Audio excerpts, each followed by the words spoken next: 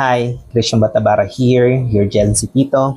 Today, gusto ko lamang i-share sa inyo yung home renovation journey ko dito sa Lancaster, New City.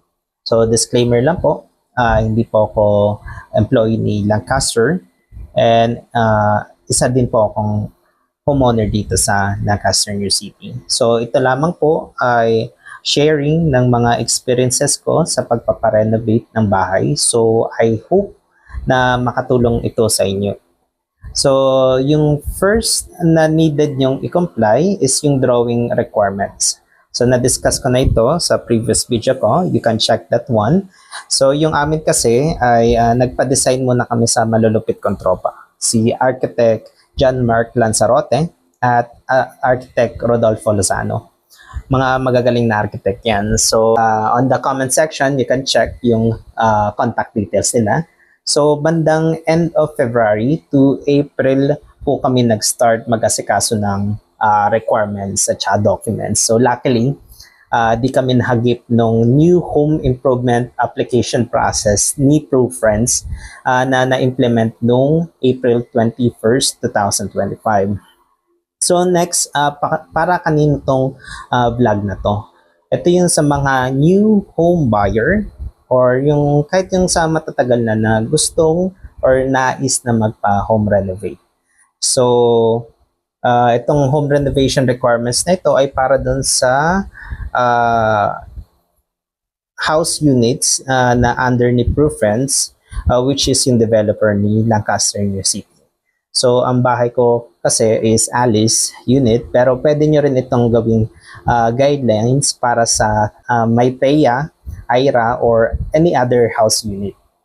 So, next is yung mga requirements na to is under sa LGU ni General Trias. So, di ko sure kung magkaparehas lang sila ng process tsaka requirements ng LGUs ng Imus Cavite. Next is kung may contractor ka na, usually sila kasi yung mag-aasikaso niyan ng permits at saka requirements. So, kasama na rin yan sa bayad mo. Pero, needed mo rin tong panoorin kasi at least alam mo kung saan napunta yung binayaran mo. And next is para ito sa mga katulad kong mahilig mag-DIY or do-it-yourself kumbaga. So, kung may resources ka such as time and energy, pwedeng ikaw na mismo yung maglakad ng permit at requirements ng home renovation. Usually kasi kung pinaasikaso mo ito sa contractor, medyo pricey siya kasi isasama niya yan. Pero kung gusto mong makatipid kahit konti and then magpapaarawan ka lang ng trabahador, eto mas makakatipid ka. So, yun lang naman, depende sa'yo. Kung may budget ka, edi go kasi less hassle nga naman kung si contractor na yung magpa-process ng permit. And then, based on new home improvement application process, para sa mga home renovation ay needed pa rin mag-submit ng requirements sa CIDC.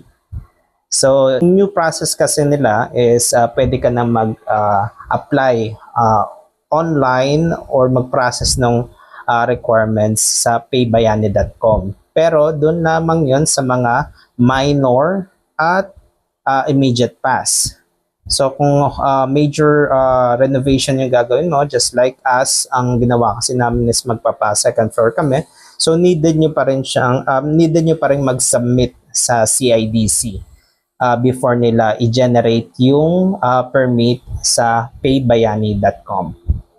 And you can check the comment section below. I-share ko yung website nung paybayani.com.